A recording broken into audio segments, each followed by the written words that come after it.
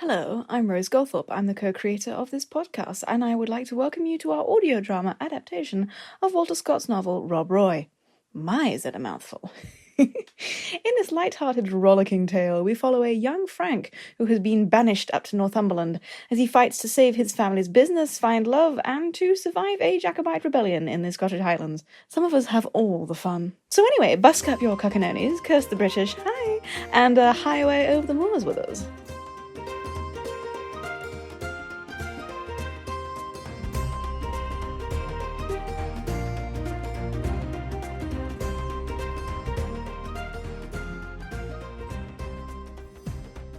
In Osbaldiston Hall, it's morning. Frank comes in to breakfast to find his uncle eating. He bows. Good morning, sir. Frank goes to help himself from the chasing dishes on the buffet. Morning, laddie. Congratulations on your rescue from Hexham Jail. A lucky turn, lad, a lucky turn. But do not be over-venturous again. Frank turns.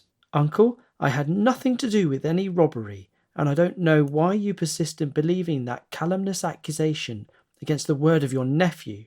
Nary mind, lad. No man's bound to tell on himself.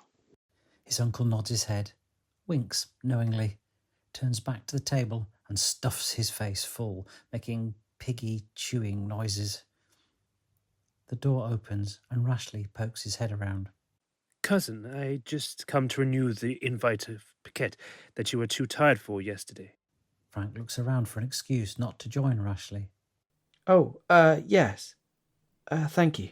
Third room along on the second floor, when you finished. He goes back out. Frank sighs and resumes helping himself to sausages. Frank and Rashleigh are in Rashleigh's room and are playing cards on a table in the window. You know, I envy you being here, whilst I am soon to quit the hall for the counting house. I'm sure that you would prefer the amusements of London to the situation of an obscure Catholic priest, however. Oh, perhaps, but my vocation is as fixed as is that of my fair cousins. Except I don't have a choice, of course. Miss Vernon? A choice? Yes, between the stout arms of my older brother Thorny or the cloisters. Good grief! A convent? Oh, yes. It had been agreed by her father with my father in her infancy. Has Miss Vernon no say in the matter? Well, one or the other of them must support her. She has no money of her own, of course. But she must have some leanings of her own. Rashleigh arranges his collar with feigned modesty. Well, she is a headstrong, rather impulsive young woman, and did make her intentions very obvious to me. My own person, you know, but I saw where that was going and nipped things in the bud in time, so as to speak. Frank is torn between chagrin at what he believes to have been Diana's behaviour and repulsion at the thought of the ugly, oily Rashleigh having been the object of her desires. Frank abruptly stands up. Yes, well, I must go write some letters, if you'll excuse me, Rashleigh. Rashleigh raises an eyebrow, pours some more wine for himself. I haven't said anything, No, just got to get them written. Frank rushes out, and Rashleigh smiles sardonically, leans back in his chair and drinks his wine, nodding his head at Frank's obvious discomfiture. In Osbaldiston Hall's dining room, the family are seated at dinner in the evening, and Frank comes in as the servants are serving the soup. He's sullen and wooden-faced. Diana smiles up at Frank and pats the seat reserved next to her. Frank does not smile back, but nods dismissively and sits down. Rashleigh, now across the table from them, half smirks to himself. Diana attempts several sallies, but is met with monosyllabic, off-hand treatment and shrugs. After several attempts at conversation, Diana gives up in puzzlement and pain. She's just wondering what has affected this change in Frank when she catches sight of Rashleigh's momentarily unguarded, evident enjoyment of Frank's discomfiture. Diana's eyes narrow, and, as the meal is drawing to a close, she puts down her napkin and retires, merely nodding to Frank. He hardly acknowledges her. The drinking progresses as the night descends, and Sir Hildebrand and his sons keep passing the bottle to Frank, who becomes drunk. Frank engages in a heated argument with Rashleigh and ends by throwing his glass of wine at Rashleigh's face. Rashleigh stands up, glowering, and draws his sword. Frank draws his and charges round the table. The two manage a few brief thrusts and parries before Sir Hildebrand and his sons manage to separate them. Frank is dragged off to his room by three of his cousins, roaring defiance to the world. Frank's cousins throw him onto the bed and leave. Frank murmurs into his blankets. Diana. The following morning, Frank enters slowly and abashedly into the hall to attend breakfast. All of the family are there, at buffet or table, except Diana. Sir Hildebrand, who is surveying the buffet, spots Frank, comes up to him and punches him playfully on the shoulder. Sir? Uncle, I'm so very sorry. Nivoy, tain't no fault of their own that they can't hold the wine. Their cousins would be as milksops as thee if I hadn't raised them on toast and tankard. Well, thank you, sir. You're very kind. I'll just say a word to Rashleigh, though. Frank turns to Rashleigh, who is seated and scowling at him. I do apologise for behaving unpardonably last night, cousin, and I hope that you will... Of course he'll forgive you, Nevy. A gentleman can't say more than sorry, can he then? Eh, Rashleigh? Rashleigh's face undergoes a sudden and complete change, back to oily. He stands up and offers his hand to shake. Of course. I was just about to apologise myself for fighting with a guest. Shocking. Thoughtless. The door opens and Diana pokes her head in. They look up.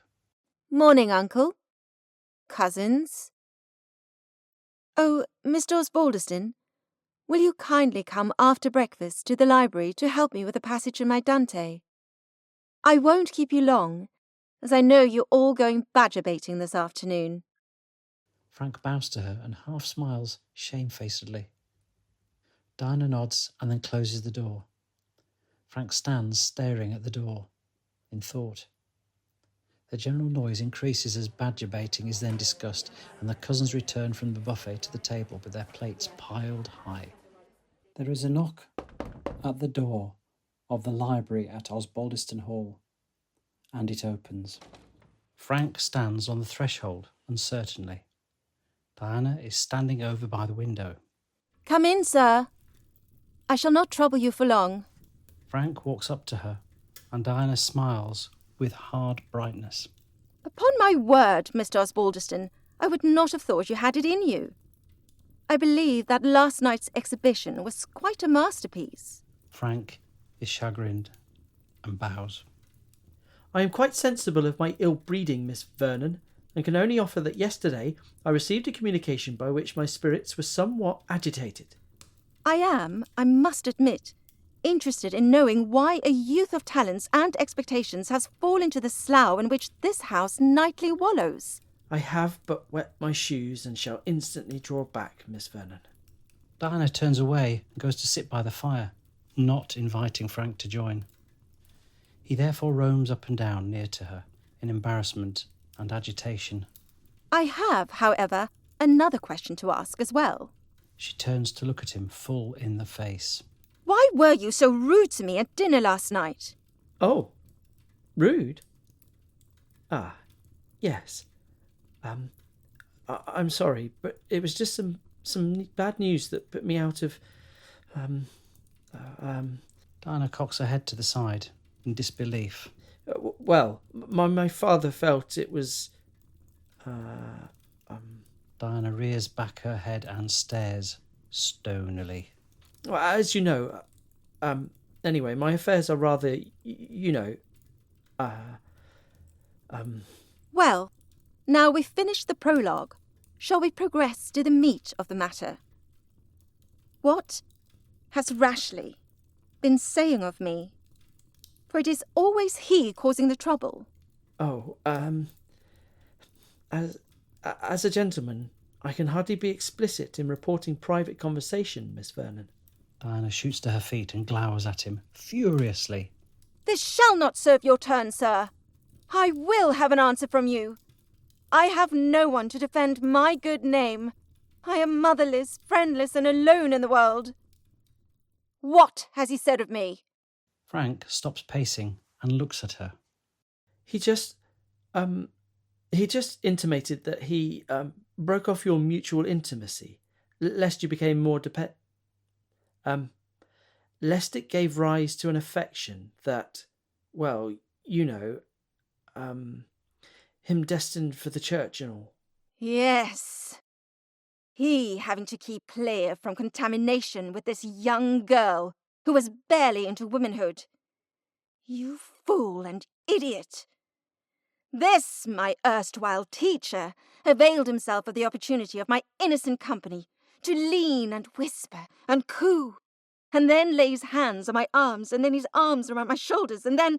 And it was I who told my uncle that I was finishing with the teaching, and I who claimed the library for my sole use, directly to escape the clutches of this man who would have groomed me for goodness know what. Frank puts his hand on the hilt of his sword and heads furiously towards the door.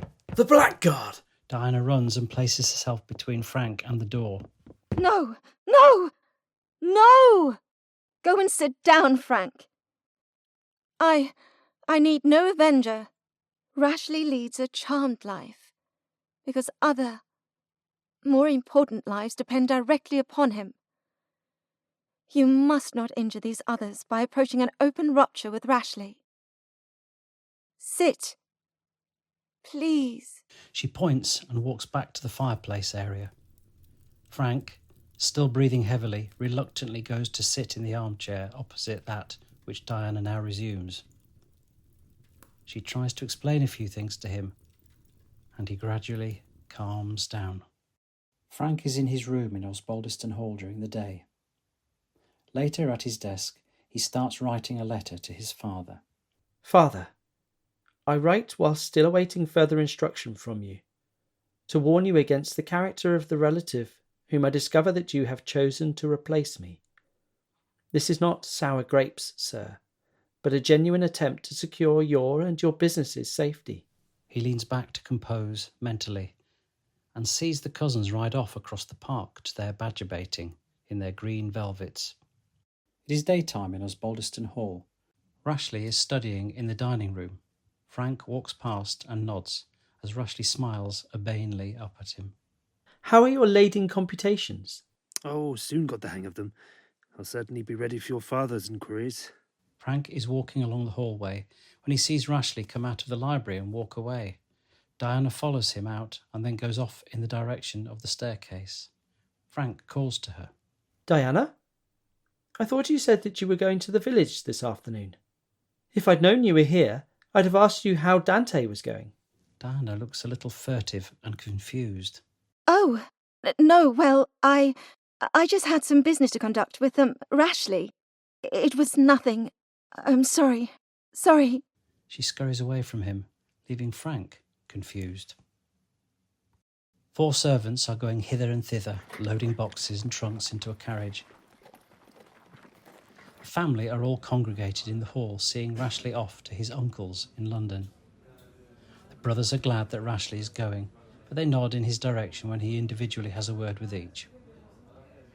Rashleigh goes to kiss Diana, but she preempts him by thrusting out a hand. Farewell, Rashleigh. God reward you for the good you have done, and forgive you for the evil you have meditated. Happy is he whose good intentions have borne fruit in deeds. Frank addresses Rashleigh. Please don't forget my letters for my father and Owen, Rashleigh. I will be obliged to you for passing them on. Good luck in the counting house as well. Rashleigh bows. Certes, cousin, luck won't be needed. However, as I have already mastered the practice of legendary and the full method of accounting for shipping and warehousing. Frank looks surprised. Phew. Then you're a better man than I, sir. Rashleigh smiles contemptuously and then passes on to his father. Diana turns to Frank.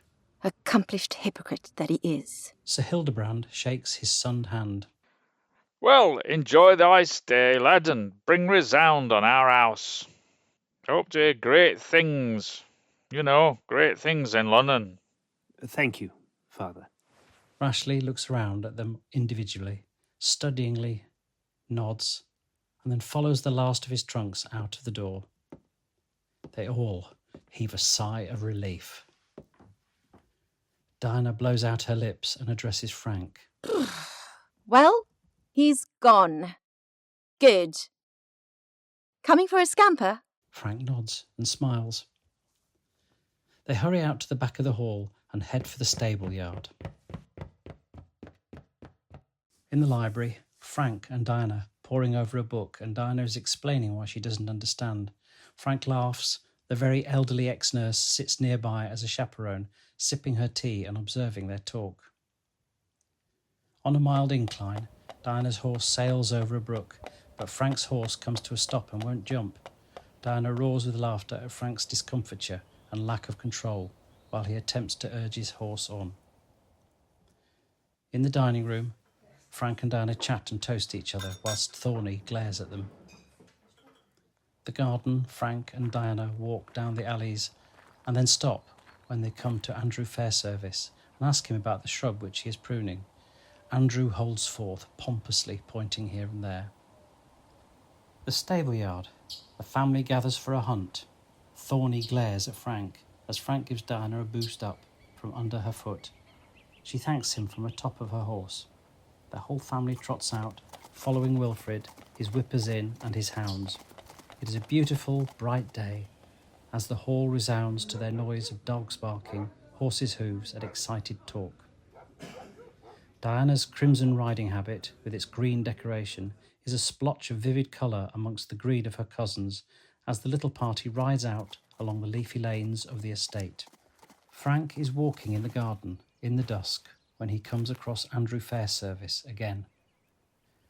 Andrew stands up from his digging, digs in the spade, and offers Frank some snuff, which Frank politely refuses. Would you like a pinch of snuff, sir? I was having a bit of a discussion with Matty Simpson about some bit of pears down at Trunley Knowe when the travelling merchant, Pete Macready, my cousin, came nigh and had a wee bit of news on the self, sir. What? Me?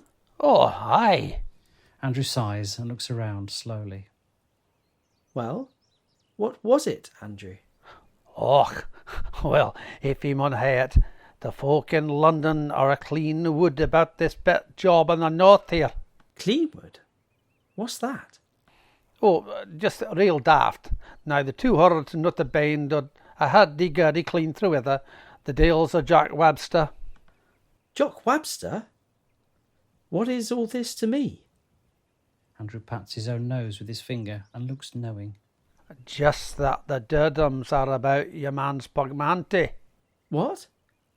That Morris man? But what is this talk about me? Andrew turns and resumes digging. Well, if you're not interested, then, sir, I'll just... No, I am interested. Which folk were discussing this calumny? Andrew takes his time slowly to down spade again and turn around. Well, it is said as the Parliament House in London discussed the theft of the fact that this Campbell man had waved about a testimonial frae the Duke of Argyll. And what happened? Aye, well, I'll have to have a word with my cousin and ask him the details. But he'll be wanting us to buy 12 or so pair of hose. Yes. I'll buy as many hose as he wants. Could you come and tell me the rest of the story, Andrew, as soon as you can get it from him, please? I'll walk here until you come back. Andrew sticks his spade back into the earth. Aye, go on. I will then, and meanwhile they can watch my cauliflower and kale blade as glances so glagly by moonlight. He nods in a lovingly smug manner to his vegetables and sets off while Frank fretfully walks up and down.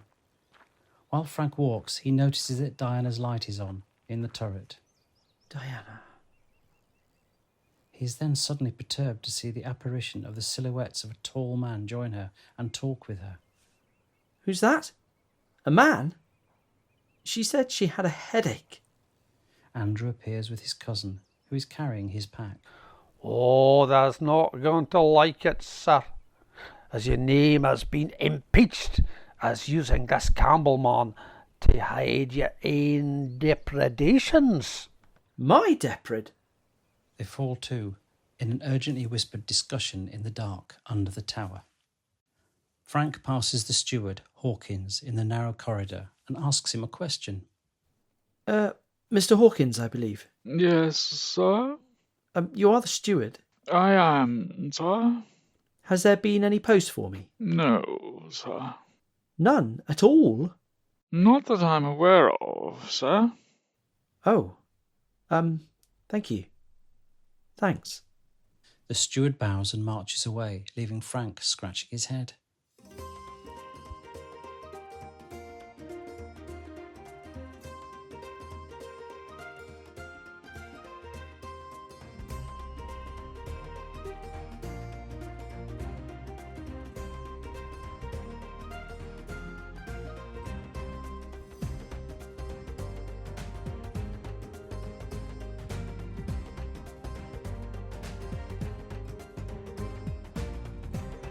That was an episode of Scott's Rob Roy, written by Sir Walter Scott and adapted by myself and my co-writer Anne-Marie.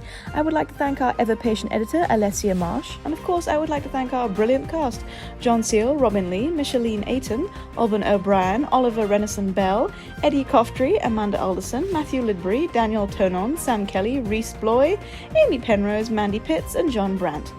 If you want more information about this podcast and its surrounding projects, check out scotlanddramas.org. Scotlanddramas.org. We decided to give Scotland double T, as in the land of Scott, Walter Scott, so scotlanddramas.org with a double T.